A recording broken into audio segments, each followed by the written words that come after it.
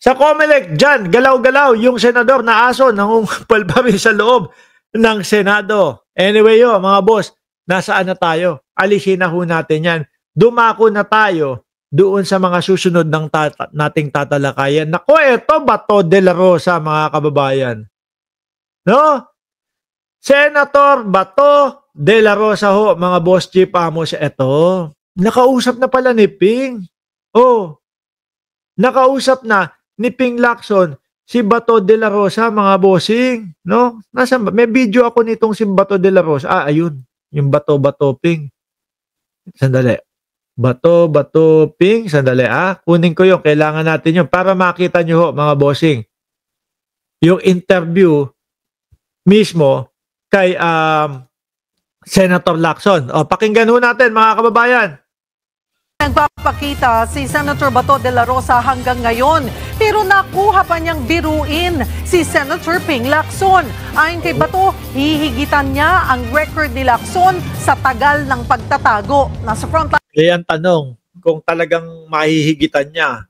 Ang nakikita ko, lalo na po kapag ang nadestino para sa kanyang kaso, eto pong si General Torre. Mukhang malapit, madaling matatapos itong kaso ni Bato de la Rosa. Mukhang makukuha agad Pag si General Torre, bakit to mga kababayan? Talaga naman matyaga yung tao na yon.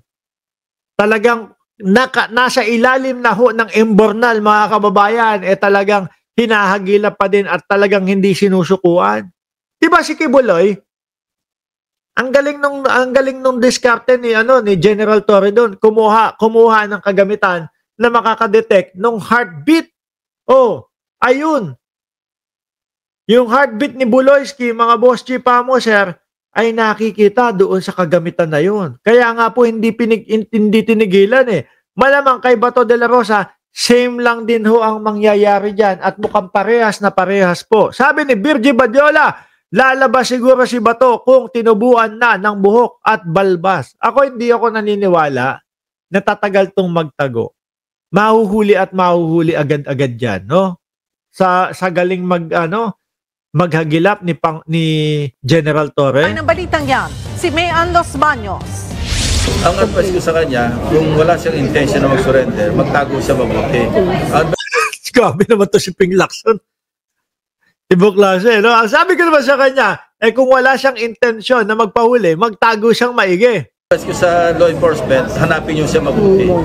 Trabaho nila yun maghanap Yan ang payo ni Senator Ping Lacson kay Senator Bato de la Rosa na absent simula pa noong November 11. November 11? Ano na ba ngayon? 11 plus 19 days o 19 na. At 30 yun. Ados na ngayon. Atras na yata dyan sa Pilipinas.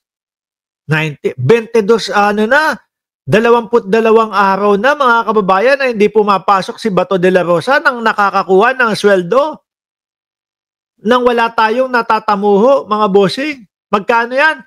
300,000 pesos plus ho, mga boss. Tapos idagdag mo pa, dahil Disyembre ho, ngayon, yung mga Christmas bonus pa.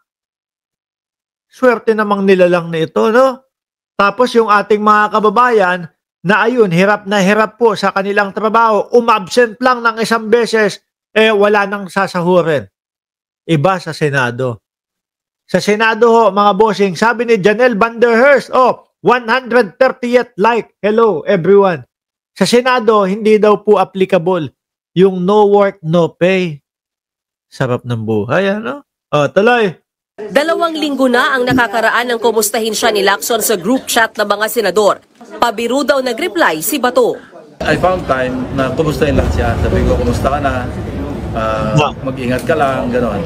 Ang biro niya na sa akin, sir, i-break ko yung record mo sa pagtatago.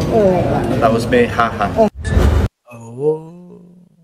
Kala ko ba ready si Bato de la Rosa? Paulit-ulit na sinasabi ni Tobats, I am ready. Diba? I am ready. Come on, Mr. Trillanes, Mick Madi, etc. Ano nangyari kay Bato de la Rosa? Bakit ganoon? Senator Ping, nasaan kaya si Bato de la Rosa? No, yayaning, oy! Hindi ka nagsisimba, ha? Ikaw, ha? Puro ka dyan puro ka dyan nood ng live ha. Nasaan na kaya si Bato de la Rosa? Oh, Matatanda ang nagtago rin si Lacson noon nang masangkot siya sa Dacer Corbito murder case pero kinalaunan ay napawalang salary naman siya. Magmula nang umugong ang bali-balitang may arrest warrant na ang ICC laban kay Bato ay hindi pa siya tumuntong ng Senado pero sumisweldo pa rin siya. yun ang nakakalungkot. Wala na nga po tayong napapala kay Bato de la Rosa pero sumusweldo pa din po. Mark, yung mga senador, mga anak ng Diyos ang mga yan, sabi ni Marcelo Rosete, no? Kaya sarap buhay sila, uso pa dyan sa Senado ang takipan. Ganun nga ho yata ang nangyayari ngayon, mga boss. Ako naniniwala ko, alam nitong mga ito kung nasaan yan. Ayon pa kay Senate President Tito Soto, pwedeng mag-file ng ethics complaint laban kay Bato ang mga kababayan nating may reklamo dahil sa kanyang pag-a-absent. Kung mayroong mga kababayan tayo na gustong tanungin itong ganyan, mag-file sila ng ethics complaint. Yung pinakamagandang remedyo. Ayon pa kay Senate President Soto, walang komunikasyon sa kanya si Bato hanggang ngayon. Para naman Pero mo, wala man lang paalam sa kumbaga leader nila yan, si Soto As a Senate President, leader ho nila yan sa Senado. Wala man lang paalam, mga kababayan. Yung bang,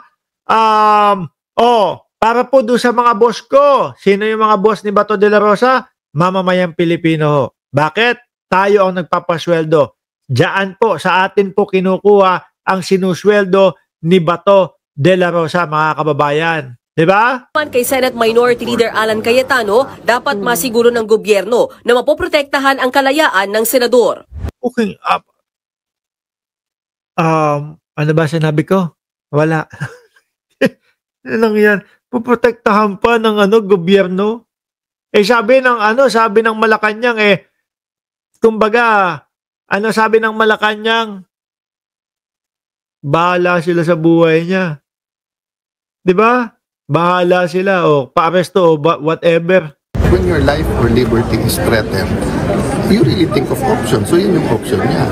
So rather than pag-initan siya na parang bakit ka wala dito, ang question, bakit walang assurance?